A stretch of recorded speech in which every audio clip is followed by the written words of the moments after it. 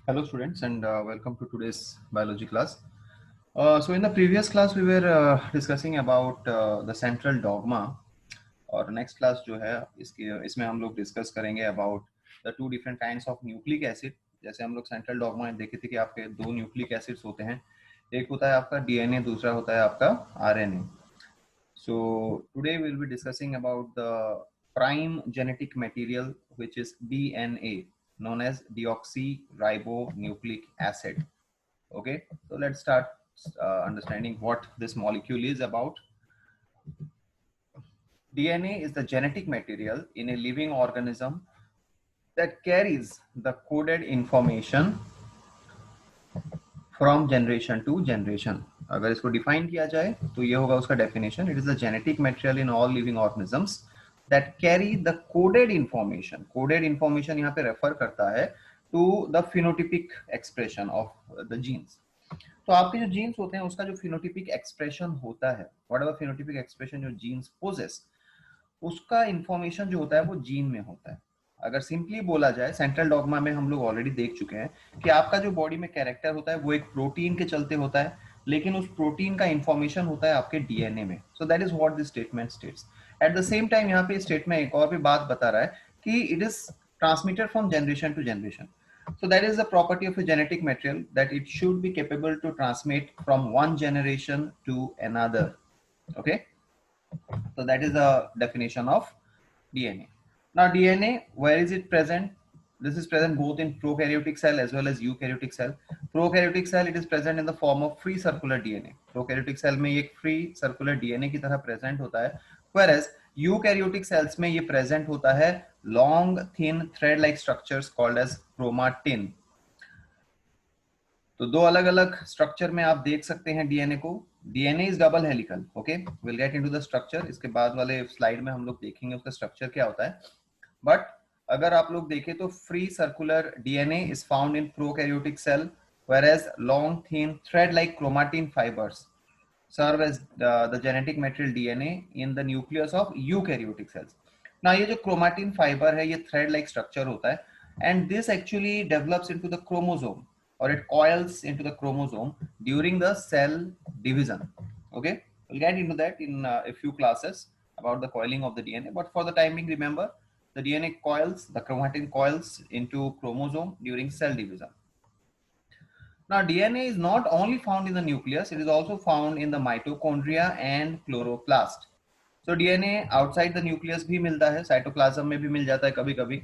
Now यहाँ पे हम लोग तो मेंशन नहीं किए हैं, बट अगर आप लोग प्रोकैरियोटिक सेल में देखेंगे तो वहां पे फ्री फ्लोटिंग डीएनए आपको मिल जाएगा साइटोप्लाज्म में, which is called as a plasmid. Besides that mitochondria में जो डीएनए होता है उसको माइटोकॉन्ड्रियल डीएनए बोला जाता है. क्लोरोप्लास्ट में जो डीएनए होता है उसको प्लास्टिड डीएनए बोला जाता है. And in fact this DNA also carry genes. ठीक है, and that is the reason you will find कि ये जो माइटोकॉन्ड्रिया और क्लोरोप्लास्ट होते हैं वो लोग इंडिपेंडेंट ऑर्गेनल्स होते हैं, सेमी डिपेंडेंट बोल सकते हो, या फिर आप सेमी ऑटोनोमस बोल सकते हो, to be more accurate. Mitochondria and chloroplasts are semi-autonomous cell organelles because they have their own DNA.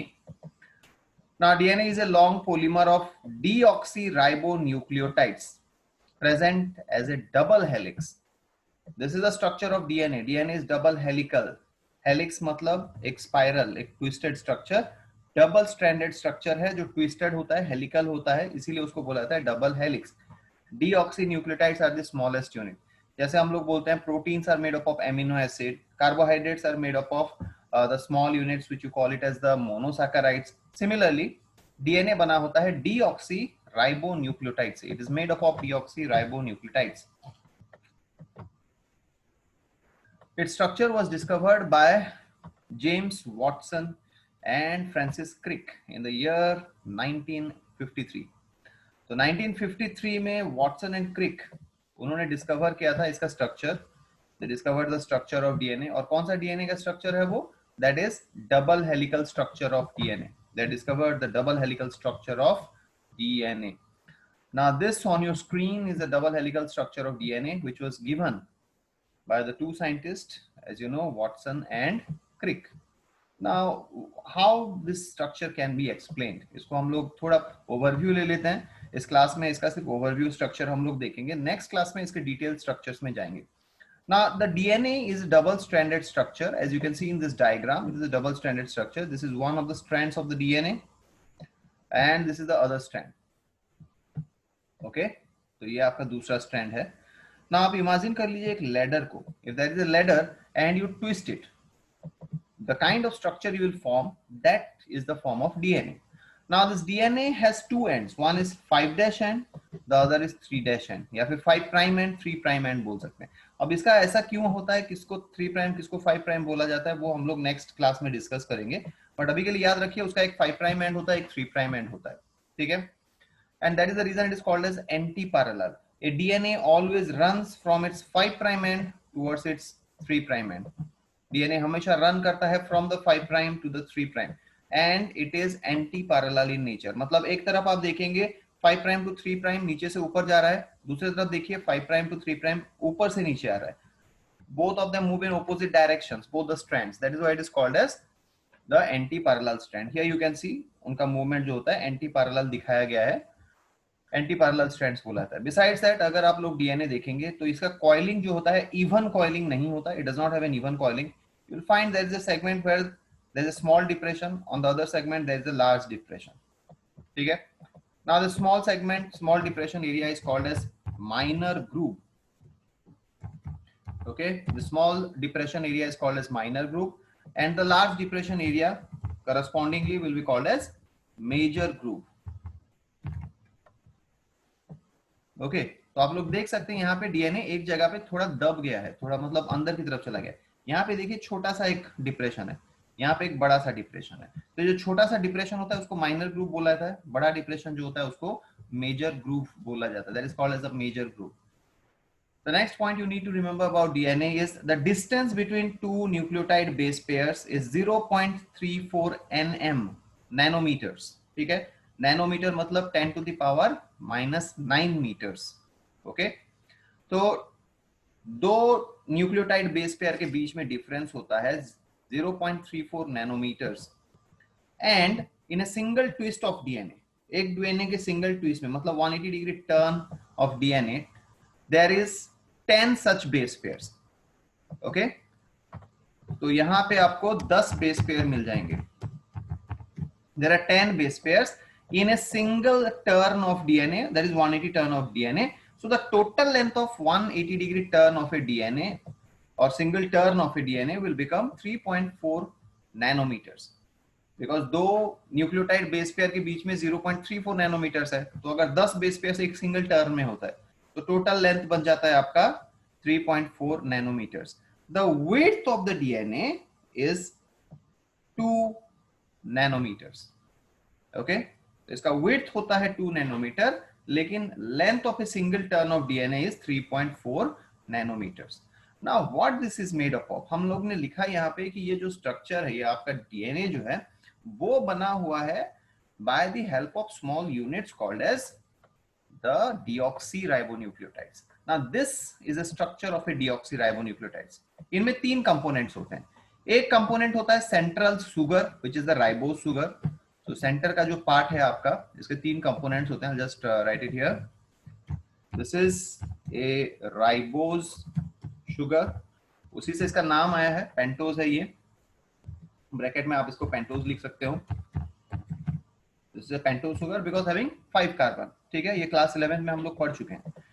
तो this is a pentose sugar, और पेंटोज शुगर के आप देखेंगे उसमें 5 कार्बन होते हैं. तो ये जो 5 कार्बन होते हैं उसका जो सबसे पहला कार्बन होता है दिस पॉइंट, वहां पे एक न्यूक्लियोटाइड सॉरी एक नाइट्रोजिनस बेस अटैच होगा. तो ऊपर जो आप देख रहे हैं ये है नाइट्रोजिनस बेस. ठीक है, तो this unit is called as a nitrogenous base. कौन सा यूनिट, ये वाला. ये जो मॉलिक्यूल देख रहे हैं ये नाइट्रोजिनस बेस है. ये बीच वाला मॉलिक्यूल आपका राइबोज शुगर है, पेंटोज है. और ऊपर की तरफ आपको एक फॉस्फेट ग्रुप मिल जाएगा. ठीक है, PO4 यहाँ पे दिखा हुआ है, देखो. तो that is the last part, और you can say third part, that is a phosphate group. This is a phosphate group, right. तो 3 चीजों से बना होता है आपका deoxyribonucleotides. Deoxyribonucleotides will have three components. One component is the ribose sugar या फिर पेंटोज सुगर आप लोग बोल सकते हैं, तो इसीलिए इसका नाम पड़ा है DNA, deoxyribonucleic acid. That name has come from this specific molecule which is the ribose sugar. First carbon of the ribose sugar, it will be attached to a nitrogenous base. Now ये nitrogenous base क्या होते हैं वो भी हम लोग next class में discuss करेंगे. There are two different types of nitrogenous base. DNA में अलग नाइट्रोजनस बेस होता है, आरएनए में अलग नाइट्रोजनस बेस होता है, ठीक है. बट आप याद रखो फर्स्ट कार्बन पे अटैच होगा नाइट्रोजनस बेस, और फिफ्थ कार्बन जो है शुगर का उसके साथ एक फॉस्फेट ग्रुप अटैच होगा. ओके, तो इसको हम लोग सिंपली बोल सकते हैं, अगर आप लोग डीएनए बोलते हैं या फिर न्यूक्लियोटाइड बोलते हैं, is made up of 3 units. क्या क्या 3 यूनिट्स होते हैं? Right it in short, nitrogenous base, ठीक है, प्लस बीच में आपका क्या है, एक राइबोस सुगर या फिर उसको हम लोग पेंटोज सुगर बोल सकते हैं, PS, पेंटोज सुगर, प्लस और क्या है उसके साथ एक फॉस्फेट ग्रुप, ठीक है, PG. So a nucleotide consists of 3 different units: nitrogenous base, pentose sugar and the phosphate group. तो ये जो phosphate और pentose sugar है ये दोनों आपके बैकबोन फॉर्म करते हैं. The phosphate group and the pentose sugar forms the backbone. तो ये जो डायग्राम आप लोग देख रहे हैं यहाँ पे अगर देखेंगे, this is the original molecular structure of a DNA. तो ये बाहर की तरफ आप लोग देखिए, ये रेड कलर के जो स्ट्रक्चर्स हैं, रेड एंड व्हाइट के, ये जो लाइनिंग में आप देख रहे हैं रेड एंड व्हाइट लाइनिंग जो दिख रहा है आपको, that is a backbone of this molecule. और वो बैकबोन क्या क्या कंस्टिट्यूट करता है? फॉस्फेट ग्रुप और राइबोज सुगर. नाइट्रोजिनस बेस जो है वो अंदर की तरफ होता है, जो यहाँ पे आपको ब्लू ब्लू कलर में दिख रहे हैं, ठीक है, the ones you can see in blue colour, they are the nitrogenous base. और इन दिस डायग्राम अगर देखें तो आपका जो ये फॉस्फेट और सुगर है वो ये लाइंस जो देख रहे हैं यहाँ पे होगा, ठीक है, they will be on the backbone. Whereas the nitrogenous base are present inwards. जैसे ये G हो गया, C हो गया, A हो गया, T हो गया, these are all nitrogenous base. Okay? So students, this much you have to understand about the structure of DNA. The DNA is made up of small units called as deoxyribonucleic acids. यहाँ पे एक और point आप लोग याद रख लो, deoxy बोलने का मेन रीजन है, deoxy means without oxygen. Now at the second position, ये जो सेकेंड कार्बन है आपका, यहाँ पे आप लोग देखिए H है. जनरली ये HOH होना चाहिए राइबोस सुगर में, लेकिन यहां से एक ऑक्सीजन कम है, ठीक है. कहां पे कम है? In the second carbon. One oxygen is deficient in this second carbon. One is H, the other one would be OH, but oxygen is deficient, इसीलिए इसका नाम पड़ गया deoxyribonucleic acid, DNA, because of this lack of oxygen, ठीक है. And this nucleotide that we are talking of, which is the base unit of every DNA, consists of 3 units: the ribose sugar, which is actually a pentose sugar, the phosphate group, and the nitrogenous base. The phosphate group and sugar forms the backbone of the DNA molecule, whereas the nitrogenous base will form bond with the corresponding nitrogenous base, forming a base pair. So this is about the basic structure of DNA. In the next class, we will move on to the ultrastructure of DNA. Thank you.